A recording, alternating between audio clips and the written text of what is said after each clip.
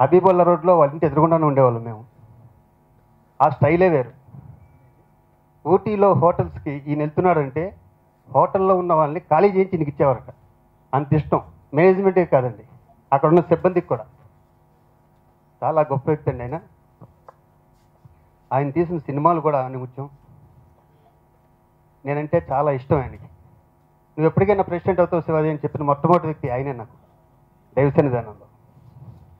అంత గొప్ప వ్యక్తి. ఒక వ్యక్తిని ఇష్టపడితే ఆ వ్యక్తిని ఫాలో అవ్వాలని నమ్మే వ్యక్తిని నేను ప్రొడక్షన్ స్టార్ట్ చేశాక నా ప్రొడక్షన్లో ఏ రోజు ఒక చిన్న కంప్లైంట్ కూడా ఉండేది కాదు. పేమెంట్ విషయంలో కానీ, ఫుడ్ విషయంలో కానీ నాకు ఆదర్శప్రాయుడు ఆయన పివి రాజేంద్ర ప్రసాద్ గారు. ఆ విషయం ఆయన ఒకసారి జగద్బాబు చెప్తే ఆయన బర్త్డేకి పిలిచిన 3 వ్యక్తుల్లో నేను ఒక వ్యక్తిని. ఒక 8 years బ్యాక్ ఆయన లేకపోవడం ఉన్నది దురదృష్టకరం. కానీ నాలాంటి భక్తులు, నాలాంటి శిష్యులు ఆయన మాత్రం ఎప్పుడు ఫాలో అవుతూనే ఉంటారు. మంచి సార్, థ్యాంక్ యూ సార్, ఈ అవకాశం కల్పించింది. Thank you. మా సంస్థ నిజానికి ఆరోగ్య సేవల కోసం ఏర్పడింది. కానీ ప్రొఫెషనల్ స్కిల్స్ని యువతరంలో పెంపొందించడానికి కానీ ప్రస్తుతం కృషి చేస్తున్నాం. ఆ శ్రేణిలో మేము ఒక 15 గ్రంథాలు ప్రచురించాం. అంతేకాకుండా సాటి జర్నలిస్టులు ప్రచురించే గ్రంథాలను కూడా ఆవిష్కరణ చేసే ఏర్పాట్లు మేము చేస్తున్నాం. ఆ శ్రేణిలోనే భగీరథ గారి గ్రంథాన్ని కూడా ఇవాళ మేము ఇక్కడ ఆవిష్కరణ ఏర్పాటు చేశాము. రాజేంద్ర ప్రసాద్ గారు అని స్ఫురించడం లేదు మనకు. దసరా బుల్లోడు అనగానే నాగేశ్వరరావు గారు గుర్తొస్తున్నారు. కానీ ఈ దసరా బుల్లోడు పుస్తకం చదివితే ఆ దసరా బుల్లోడు ఎవరంటే, ఒకనాడు ఒక 80 సంవత్సరాల క్రితం, కాదు 50 సంవత్సరాల క్రితం ఒక సినీ నటుడు కావాలనే కాంక్షతో మద్రాసు వెళ్ళి వేషాల కోసం ప్రయత్నించి వేషాలు దొరక్క నిర్మాత అయిపోయి ఆ తర్వాత దర్శకుడై అభిరుచి కల చూడతక్కని చిత్రాలు తీసిన దర్శకుడై ఆపాల గోపాలాన్ని అలరించే సంగీతాన్ని అందించిన చిత్రాల దర్శకుడై మనందరికీ గౌరవనీయమైన స్థానంలో ఉన్న వీరమాచినేని బాబు రాజేంద్ర ప్రసాద్, ఆయన జీవిత కథ దసరా బుల్లోడు. నమామి భగవత్పాదం శంకరం లోకశంకరం. ఈరోజు ఇక్కడికి రావడం నాకు చాలా ఆనందంగా ఉంది. ఎందువల్లంటే మొదట నేను చెప్పవలసింది, నేను దసరా బుల్లోడు గురించి రాలేదు, అది నా సబ్జెక్ట్ కాదు. ఎందువల్లంటే ఒక జగద్గురు శంకరాచార్య పీఠానికి అధిపతిగా ఉండి దైవ సన్నిధానానికి పీఠాధిపతిని కాబట్టి ఇక్కడికి వచ్చాను. మరి ఎవరి కోసం వచ్చారు ఇక్కడికి అంటే, నిక్కచ్చిగా దసరా బుల్లోడు గురించి రాలేదు, కానీ విబి రాజేంద్ర ప్రసాద్ గురించి వచ్చాను. విబి రాజేంద్ర ప్రసాద్ అంటే నాకు అత్యంత ప్రాణం. ఎన్నో సంఘటనలు, ఈ దైవ సన్నిధానం విశాఖ శ్రీ శారదాపీఠానికి హ్యాండ్ ఓవర్ చేసిన తర్వాత ఆయనకి నాకు ఎన్నో రకాల అనుభూతులు, ఎన్నో విషయాలు ఎంచుకోవడం జరిగింది. నిజంగా విబి రాజేంద్ర ప్రసాద్ దగ్గర ఇప్పుడు నవీన యువతరం నేర్చుకోవాల్సింది చాలా ఉంది. మా భగీరథ విబి రాజేంద్ర ప్రసాద్ గురించి చాలా చెబుతూ ఉండేవాడు. ఒక రఘుపతి వెంకయ్య అవార్డు అనుకుంటా, అది రావాలి అంటే ఆ రోజుల్లో భగీరథ గారు, లేక కాజా సూర్యనారాయణ, ఈ అవార్డు గురించి నాకు కావాలని కోరిక లేని వ్యక్తి ఎవడైనా ఉంటాడండి? అందులో సినిమా వాళ్ళు. అవార్డులు అంటే ఏ రంగానికి అక్కర్లేదు, మా రంగానికి కావాలని కోరుకునే సినిమా వాళ్ళలో విబి రాజేంద్ర ప్రసాద్ అవార్డుల గురించి ఎప్పుడూ కోరుకోరు. ఆ రోజైతే ఇష్టపడలేదు. నేను అప్పుడున్నా. ఈ భగీరథ, కాజా సూర్యనారాయణ వీళ్ళు ఆయన బతిమాలి ఒప్పించి ఆ అవార్డు కోసం మొట్టమొదటి ఏ వ్యక్తికి చెప్పారు తెలుసా? మా రమణాచారికి. నేనైతే ఒక గర్వంగా చెబుతున్నా, ఎవరెవరి కార్యక్రమాలకైనా ఎవరైనా వస్తారు కానీ ఇలాంటి సినిమా వాడి యొక్క అతని గురించి రాసిన జీవిత చరిత్రకి ఒక సన్యాసి వస్తాడండి, ఒక పీఠాధిపతి వస్తాడా? రమణాచారి అంటే ఆయన మీద నాకున్న గురి మీకు అర్థమవుతుంది. ఆయన అంటే నాకు అంత ఇష్టం. రమణాచారి ఆ రోజుల్లో వైఎస్ రాజశేఖర్ రెడ్డి ముఖ్యమంత్రిగా 2 రాష్ట్రాలు కలిసినప్పుడు చాలా ఉధృతంగా బిజీగా ఉండేవారు. సమాచార శాఖ అనుకుంటాను అప్పట్లో అయింది. ఈయన వదిలిపెట్టేవాడు కాదు రాజశేఖర్ రెడ్డి ఆ రోజుల్లో. ఈయనంటే చాలా గౌరవం. ఆ రోజుల్లో ఈయన ఏం చెబితే అదే జరిగేది. అప్పుడు ఈయన మీద ప్రేమ, ఈయన గురించి నాకు చాలా విషయాలు చెప్పేవారు రమణాచారి గారు. ఈబి రాజేంద్ర ప్రసాద్ అంటే అత్యంత ప్రేమ గౌరవం ఆయనకి ఇవ్వాలి అని ఆయన ఒప్పించి ఆ అవార్డు ఇప్పించారు. ఆ రోజుల్లో ఎందుకు ఇదంతా చెబుతున్నా అంటే, అవార్డుల మీద ఇంట్రెస్ట్ ఉన్నవాడు కాదు ఆయన. కోరుకొని తిరిగి అవార్డు తెచ్చుకోలేదు. ఒక రమణాచారి, ఒక భగీరథ, ఒక కాజాసూరి ఇలా ప్రయత్నాల ద్వారా జరిగింది. ఇంకో గొప్పతనం ఏమిటి అంటే, సినిమా వాళ్ళలో దాతృత్వం తక్కువగా ఉంటుంది, మాటలు ఎక్కువగా ఉంటాయి. కానీ మా విబి రాజేంద్ర ప్రసాద్ గొప్ప దాత. ఆయన ఏదో చెప్పారు, చేతికి ఎమ్ముకుండదని ఒక జర్నలిస్టు. ఇది అక్షర నేను చూసా. గొప్ప దాత. ఆ దాతృత్వం వర్ణనాతీతం. ఇంకా సర్వీస్ అంటారా? ఆ దైవ సన్నిధానంలో ఎవరైనా టీ తాగి కాఫీ తాగి గ్లాస్ కింద పెట్టేస్తే ఆయన హోదా ఏంటో కూడా చూడకుండా ఆయన టీ గ్లాస్ కాఫీ గ్లాస్ తీసి పక్కన పెట్టి దైవ సన్నిధానం అంతా నీట్గా ఉండాలని కోరుకునే వ్యక్తి విబి రాజేంద్ర ప్రసాద్. ఈరోజు దైవ సన్నిధానం ఇంత అత్యద్భుతంగా వెలుగొందుతుంది, విరాజిల్లుతుంది అంటే ఆ రోజుల్లో విబి రాజేంద్ర ప్రసాద్ చేసిన గొప్ప సర్వీస్. ఆ సినిమాలు, వాటి యొక్క షూటింగ్లు, ఆ ఈవెంట్లు ఎలా చేశాడో నాకైతే తెలియదు. కానీ ఒక దేవాలయాన్ని ఇంత అత్యద్భుతంగా జాతికి అంకితం చేయడానికి మొట్టమొదటి వ్యక్తిగా దైవ సన్నిధానానికి విబి రాజేంద్ర ప్రసాద్ ఉండి అధ్యక్షుడిగా జాతికి అంకితం చేశాడంటే అని ఎంత గొప్ప ప్లానరో అర్థమవుతుంది. ఆ అన్ని రకాల ఉద్దేశాలతో ఈరోజు భగీరథ్ అంటే నాకు చాలా గౌరవం, ప్రేమ. ఎందువల్లంటే ఈ దైవ సన్నిధానం ఆ రోజుల్లో నిలబడింది అంటే ఆయన ఒకడు, అదొక సమిధ. ఎంతెంతో పెద్ద ఈవెంట్లు చేసి ప్రజల్లో తీసుకెళ్ళి మీడియాను తీసుకొచ్చి మీడియా వాళ్ళందరితో పరిచయం చేసి ఈ మీడియా ద్వారా కోట్లాది మంది జనాలకి ఈ దైవ సన్నిధానం తెలియాలని తాపత్రయపడిన వ్యక్తి విబి రాజేంద్ర ప్రసాద్. ఆయనకి ఉన్న కమ్యూనికేషన్ అది. అందులో ఆయన పిలిచాడు, మీరు దీనికి రావాలి, తప్పకుండా రావాలంటే నేను ఆలోచించా, ఈ దసరా బుల్లోడు ఏంటి, పుస్తకం పేరేంటి, నేను రావడం ఏంటని. కానీ పేరు పుస్తకం పేరు అవ్వచ్చు, కానీ నాకు కావాల్సింది రాజేంద్ర ప్రసాద్.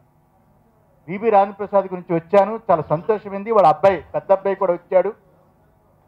ఆయన ఎక్కడ ఉన్నా ఆ దేవతల యొక్క అనుగ్రహం పరిపూర్ణంగా ఉండాలని మనసారా కోరుతూ ఆశీర్వదిస్తూ ముగిస్తున్నాను. ఈ మలిముద్రణ చాలా ఆశ్చర్యకరంగా ఒక పీఠాధిపతి చేతి మీదుగా ఆవిష్కరింపబడింది అని చెప్పనంటే, స్వామివారే స్వయంగా చెప్పుకున్నట్టుగా అది దసరా బుల్లోడు ఆవిష్కరణ కాదు, విబి రాజేంద్ర ప్రసాద్ గారి యొక్క మంచితనాన్ని నేను ఆవిష్కరించినానని చెప్పిన వారు చెప్పుకున్నందుకు వారికి పాదాభివందనాలు. దైవ సన్నిధానం అనేటువంటిది ఈ ప్రాంతంలో, ఈ జంక్షన్లో ఏర్పరిచి కోడికూతతో ఏ అర్ధరాత్రి వరకు కూడా బిజీగా ఉండేటువంటి వాతావరణంలో ప్రశాంతత కోసమని, పవిత్రత కోసమని, మానసిక ఆరోగ్యం కోసమని, శారీరక దాఢ్యత కోసమని చెప్పని, కుటుంబ భవితం కోసమని, ఇవన్నిటిని ఆలోచించి ఇక్కడ దైవ సన్నిధానం ఉంటే బాగుంటుందని చెప్పని ఆలోచించి దాన్ని వెలుగులోకి తీసుకురావడమే కాకుండా ప్రకాశమానం చేసినటువంటి పెద్దలకు అందరికీ కూడా ఈ సందర్భంగా నమస్కారాలు. ఆ దైవ సన్నిధానానికి స్వరూపానందేంద్ర స్వామి వారు ఆశ్రమంగా దాన్ని స్వీకరించినారు. వారే పలికినట్టుగా విబి రాజేంద్ర ప్రసాద్ గారికి రఘుపతి వెంకయ్య అవార్డు వచ్చిన సందర్భంగా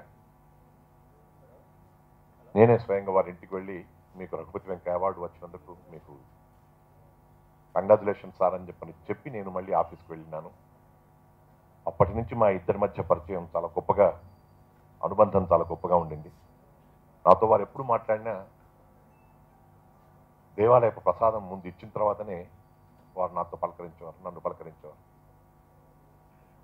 జన్మతః నేను సంప్రదాయవాదినైనా వారు అందించినటువంటి ప్రసాదం తీసుకున్న తర్వాత సంప్రదాయం అంటే ఇలా ఉండాలని చెప్పని తెలుసుకోవడానికి ఒక మంచి ఆస్కారం కలిగించినటువంటి పెద్ద మనసున్నటువంటి వ్యక్తి విబి రాజేంద్ర ప్రసాద్ గారు. నేను చైర్మన్ ఫిల్మ్ డెవలప్మెంట్ కార్పొరేషన్గా కానీ ఎండీగా కానీ ఉన్నప్పుడు కూడా ఎంతో అనుబంధాన్ని పెంచుకొని జగపతి బాబు గారు కానీ లేక మా రాజేంద్ర ప్రసాద్ గారు కానీ ఫిలిం ఇండస్ట్రీ కానీ ఫిలిం డెవలప్మెంట్ కోసం అని చెప్పని ఎన్నో సందర్భాల్లో చర్చించుకునేవాళ్ళం. ఇంతకుముందు మా ఉడేవర్లు గారు చెప్పినట్టుగా వారు తీసినటువంటి చిత్రాలన్నీ కూడా ఇవాళకి కూడా మనం జ్ఞప్తికి పెట్టుకునే చిత్రాలు, ఇవాళకి కూడా ఎన్నిసార్లు అంటే అన్నిసార్లు చూడగలిగేటువంటి చిత్రాలు. ఒక ఆరాధన అయితేనేమి, ఒక ఆత్మబలం అయితేనేమి, ఒక అంతస్తులైతేనేమి, ఒక ఆస్తిపరులైతేనేమి, అదృష్టవంతులైతేనేమి, అన్ని ఆలతో ప్రారంభమయ్యేటువంటి ఆ సినిమాల తర్వాత దసరా బుల్లోడ్ అనేటువంటి ఈ సినిమా వేరే పదాలతో వచ్చింది. ఈ దసరా బుల్లోడ్లో మా మొట్టమొదటిగా డైరెక్టర్గా మారినటువంటి స్థితి నాగేశ్వరరావు గారి వల్ల కలిగింది. కానీ ఈ కాలం ఎంత గొప్పది అంటే ఏమనుకుని ఆయన మద్రాసుకు వచ్చాడు, ఏ తర్వాత ఏమని అయ్యాడో, ఆ తర్వాత కాలక్రమేణా వారు దైవ సన్నిధానంలో ఎంత గొప్ప భక్తుడిగా మసులుకున్నారో ఇవన్నీ కూడా ఫిల్మ్ ఇండస్ట్రీలో వారిని తెలిసిన వాళ్ళు, వారిని గురించి శ్రేయోభిలాషినటువంటి వాళ్ళకందరికీ తెలిసిన విషయమే. ఆశ్చర్యం ఏంటంటే విబి రాజేంద్ర ప్రసాద్ లాంటి సున్నితత్వం కలిగినటువంటి మనిషి మీద కూడా దైవ సన్నిధానంలో జరుగుతున్నటువంటి కొన్ని విషయాల మీద ఎండోమెంట్ డిపార్ట్మెంట్లో నేను కమిషనర్గా ఉన్నప్పుడు కానీ, నేను సెక్రటరీగా ఉన్నప్పుడు కానీ కొంతమంది పనిగట్టుకొని కాంప్లైంట్స్ చేసేటువంటి వాళ్ళు చేస్తున్నారని చెప్పనే విషయం నా దృష్టికి వచ్చినప్పుడు ఒకటే చెప్పాను, ఎక్కడైతే ఒక కార్యక్రమం చాలా గొప్పగా జరుగుతూ ఉంటుందో ఆ కార్యక్రమం గొప్పగా జరిగినప్పుడు అందరూ మనల్ని హర్షించరు, అందరూ మనల్ని సహించరు. ఏ కొద్దిమందో తప్పకుండా రకరకాల వాళ్ళు ఉంటారు. కానీ ఆ స్వామివారి యొక్క కైంకర్యాన్ని అద్భుతంగా దృఢచిత్తంతో నిశ్చలమైనటువంటి భావంతో, భక్తిభావంతో చేస్తే మనకి ఏ రకమైనటువంటి బాధ ఉండదని చెప్పడం జరిగింది. వారు జీవించినంత కాలం స్వామి భక్తుడిగా, ఒక స్వామి సేవకుడిగా, భగవంతుడి సేవకుడిగా ఉండడం అనేటువంటిది చిత్రసీమలో అదొక రకమైనటువంటి గొప్ప మలుపని నేను మాత్రం భావిస్తాను. గుడిపాటి వెంకటచరం గారు మలిదశలో మా రమణ మహర్షి ఆశ్రమంలో శిష్యుడిగా జాయిన్ అయినట్టుగా విబి రాజేంద్ర ప్రసాద్ గారు సినీ పరిశ్రమ నుండి ఒక దైవ సన్నిధానాన్ని ఏర్పాటు చేయడం కోసం తన జీవితాన్ని ఆఖరి దశలో ఆయన త్యాగం చేశారు. ఆయన సేవా కార్యక్రమం అనుకుని దాన్ని ఎంతో గొప్పగా తయారు చేశారు. ఈ ఫిలిం నగర్లో ఏకైక లోటు అలాంటి దైవ సన్నిధానం, దాన్ని ఏర్పాటు చేయడానికే ఆయన ఈ పరిశ్రమ నుండి దైవ సన్నిధానాన్ని ఇంత పవిత్రంగా, ఇంత సేవా మార్గంలో అందరికీ ఆదర్శనీయుడిగా దాన్ని తయారు చేశారు. అలాగే మా తరానికి విబి రాజేంద్ర ప్రసాద్ గారు చిత్ర నిర్మాతగా, దర్శకుడిగా తెలియదు.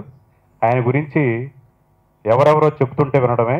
నిక్కచ్చితనానికి, నిజాయితీకి, అలాగే అందరికీ 2 రెళ్ళు 4 అని తెలుసు, ఆయనకి మాత్రం 2 రెళ్ళు 6 అని తెలుసు. తన వల్ల ఎవరు ఇబ్బంది పడకూడదు, తను నష్టపోయినా కూడా తనకు పనిచేసిన వాళ్ళు ఎవరికి కూడా ఇబ్బంది కలగకూడదు అని చెప్పి ఆస్తులు అమ్మి వాళ్ళందరికీ కూడా ఇవ్వాల్సిన దానికంటే ఎక్కువగా ఇచ్చి అందరినీ సంతృప్తిపరిచిన గొప్ప మార్గదర్శకుడైన నిర్మాత. చాలామంది నిర్మాతలకి మార్గదర్శకుడైన, సో అలాంటి గొప్ప వ్యక్తి నిజంగా ఇలాంటి ఒక ఆత్మకథ భగీరథ గారి కృషితో ఇలా రావటం, చదివించేటట్టుగా శైలి ఉంది. ఎన్నో విశేషాలు ఆయన తాతగారి దగ్గర నుంచి చదువుతూ ఉంటే ఒక చరిత్ర, ఒకప్పటి చరిత్ర మనం నెవరమేసుకున్నట్టు ఎంత గొప్పగా ఉంది. సో మళ్ళీ ముద్రణకి రావటం అంటే పెద్దలు రామణాచార్య గారు చెప్పినట్టు మామూలు విషయం కాదు.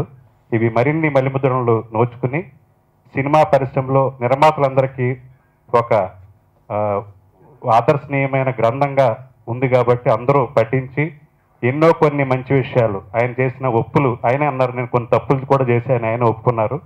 సో ఒప్పుల్ని మీకు ఉపయోగపడుతుందేమో అని ఇది నేను ఆత్మకథగా వస్తోంది అని చెప్పారు. సో ఆ ఒప్పులు మాత్రం తీసుకుని అందరూ ప్రేరణ పొంది ఆయన మార్గంలో నడిస్తే ఆయనకి నిజమైన నివాళి. సో అలాంటి గొప్ప వ్యక్తికి నివాళి అర్పిస్తూ ఇంత మంచి అవకాశాన్ని కల్పించిన దర్శక సంఘం అధ్యక్షుడిగా ఇక్కడికి ఆహ్వానించినందుకు భగీరథ గారికి మరొకసారి కృతజ్ఞతలు తెలియజేస్తూ, జాతీయ అవార్డులు వచ్చినటువంటి పరిస్థితి మనకందరికీ తెలుసు. చానాళ్ళ తర్వాత శతమానం భవతి లాంటి చిత్రం ఒకటి, పెళ్లి చూపులు లాంటి చిత్రం ఒకటి, అలాగే మన వాళ్ళకి మరో 2 అవార్డ్స్ కూడా వచ్చినాయి. ఈ అవార్డ్స్ రావడంలో కూడా ఒక కమిటీ ఏదైతే ఉందో ఆ కమిటీలో పిసి రెడ్డి గారు ఉన్నారు, సివి రెడ్డి గారు ఉన్నారు. గౌరవనీయులు పిసి రెడ్డి గారు, గౌరవనీయులు సివి రెడ్డి గారితో పాటు ఇప్పుడు మన మధ్య ఈ సమావేశంలో ఉన్నటువంటి గౌరవనీయులు శ్రీ ఉమామహేశ్వరరావు గారు, అట్లాగే భగీరథ్ గారు ఉన్నారు. కాబట్టి కమిటీలో ఉండి మన తెలుగు వాళ్ళకి ఆత్మగౌరవాన్ని పెంచి మన తెలుగు చిత్రసీమకి ఒక జాతీయ ఖ్యాతిని తీసుకొచ్చినటువంటి ఈ కమిటీ సభ్యుల్ని మనమందరం కూడా కరతాళ ధ్వనుల ద్వారా అభినందిద్దాం. దయచేసి ఎప్పుడైతే కమిటీ సభ్యులు ఉంటారో ప్రతి క్షణం కూడా ఆలోచించాల్సింది ఏమిట్రా అని చెప్పంటే, మనం ఈ జాతి గురించి అయితే మనం అక్కడ ఉన్నామో కమిటీలో మనం ఎంతవరకు న్యాయం చేయగలుగుతామని ఆలోచన చేయాలి. కాబట్టి ఈ సంవత్సరం అలాంటి ఆలోచనకి అంకురార్పణ జరిగిందని చెప్పి నేను భావిస్తూ, ముందుగా శ్రీ ఉమామేశ్వరరావు గారిని, ఆ తర్వాత శ్రీ భగీరథ గారిని ఈ సందర్భంగా సత్కరించుకోవాలనేటువంటి ఒక సంకల్పం కలిగింది. మా రమేష్ ప్రసాద్ గారు, దాదా సూర్యనారాయణ గారు, ఇతర పెద్దలందరూ కూడా సమక్షంలో వరదాచారి గారిని, ఉదయవర్ల గారిని చూస్తా అంటే దాదాపుగా 40 సంవత్సరాల క్రితం వారు సారథి స్టూడియోలో ఎంత యాక్టివ్గా ప్రెస్ కాన్ఫరెన్స్లకు వచ్చేవాళ్ళో నాకు బాగా గుర్తుకొస్తాం. నాకు రాజేంద్ర ప్రసాద్ గారు 1969-70లో అదృష్టవంతులు అనే సినిమా తీశారు. అప్పటి నుంచి నాకు వారితో పరిచయం.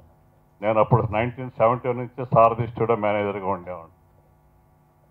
ఈ దసరా బుల్లెట్కి కానివ్వండి, వారు తీసిన బంగారు బాబుకి కానివ్వండి, పిచ్చి మహారాజుకి కానివ్వండి, వారు తీసిన ఆ సినిమాలకు అన్నిటికీ కూడా సారథి స్టూడియోలో ఆ రోజుల్లో నేను సెట్లు ఎక్కువగా వేయిస్తూ ఉన్నాను, సెట్స్ వేయిస్తూ ఉండాం.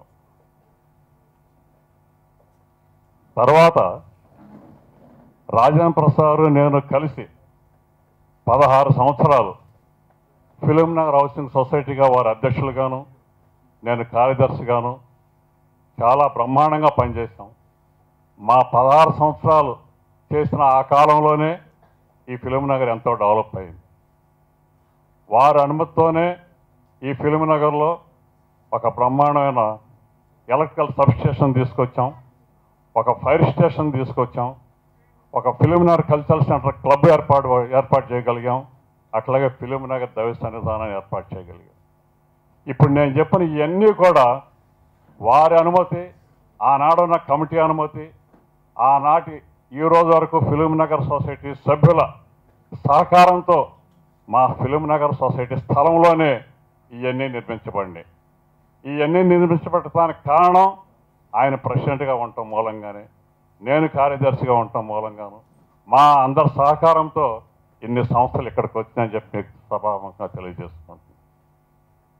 సో ఈ 16 సంవత్సరాల కాలంలోనే ఫిలిం నగర్లో దేవాలయం లేదు, ఎట్టి పరిస్థితుల్లో దేవాలయం కట్టాలి, మనం ఉండగానే మన కమిటీ ఉండగానే కట్టాలని చెప్పి ఆ రోజు మేము కమిటీలో కానీ ఆనాడు ఉన్న జనరల్ బాడీలో కానీ ఒక తీర్మానం చేసి ముందు వేరే ప్లేస్లో కడదాం అనుకుని, తర్వాత అప్పుడు స్థపతి గారిని తీసుకొచ్చి ఈ ప్లేస్ చాలా బాగుంటుంది ఇక్కడ కట్టండి అంటే రాజేంద్ర ప్రసాద్ ఎక్కువగా ఇంట్రెస్ట్ తీసుకుని ఆ పని స్టార్ట్ చేశారు.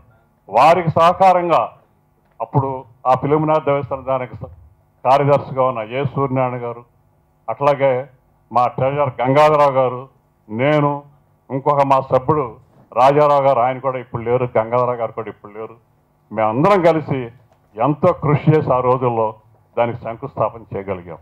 రాజేంద్ర ప్రసాద్ గారితో నాకు 3.5 దశాబ్దాల అనుబంధం ఉంది.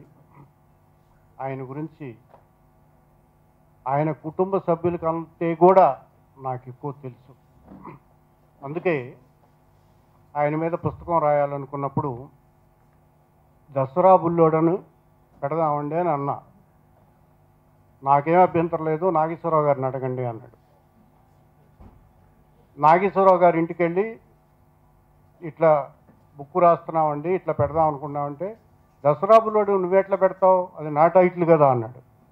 నిజమేనండి, తీసింది రాజేంద్ర ప్రసాద్ గారు కదా, మీరు తెర మీద దసరా బుల్లోడు అయితే తెర వెనక దసరా బుల్లోడు ఆయన, నాకంటే మీకు బాగా తెలుసు.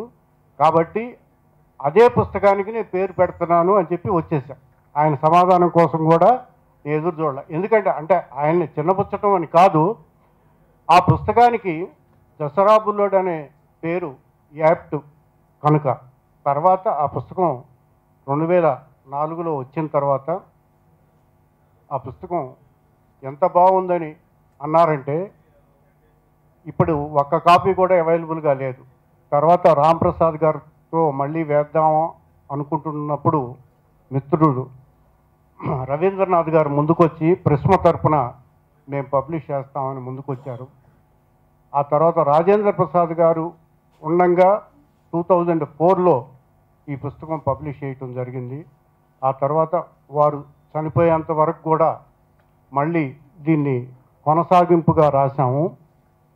వాటన్నిటికంటే కూడా ఇప్పుడు కూడా రాంప్రసాద్ గారు కానీ, కుమార్ గారు కానీ, జగపతి బాబు గారు కానీ ఎప్పుడూ లో ప్రొఫైల్లో ఉండే మనుషులు.